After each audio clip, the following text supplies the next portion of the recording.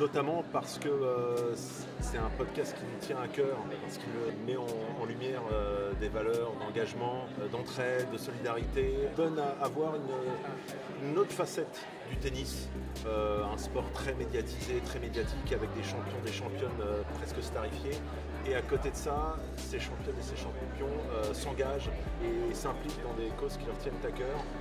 On est ravis vraiment de pouvoir mettre la lumière sur ce tennis solidaire et ces histoires de tennis solidaire.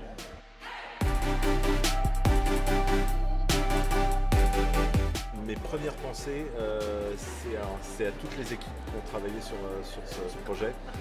On dit beaucoup dans le podcast que le tennis est un sport individuel, mais qu'il n'est jamais aussi beau que lorsqu'il est collectif. Et c'est un peu pareil avec le podcast. Parfois, ça peut être un peu un sport individuel, et il n'est jamais aussi beau que lorsqu'il est collectif. Et là, pour le coup, le projet était vraiment réellement collectif, avec plein d'équipes impliquées, que ce soit les équipes de BNP Paribas, les équipes de Lagardère Publicité, les équipes du studio créatif Lagardère News, les équipes d'Europe 1 aussi. Il y a plein de services qui ont été, et de départements qui ont été impliqués dans ce podcast. C'est vraiment un projet collectif.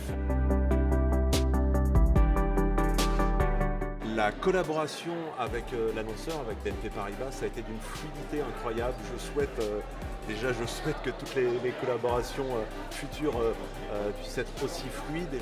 Tout était encadré en fait dès le départ. On s'est tout de suite mis d'accord sur ce qu'on voulait raconter, comment on voulait le raconter.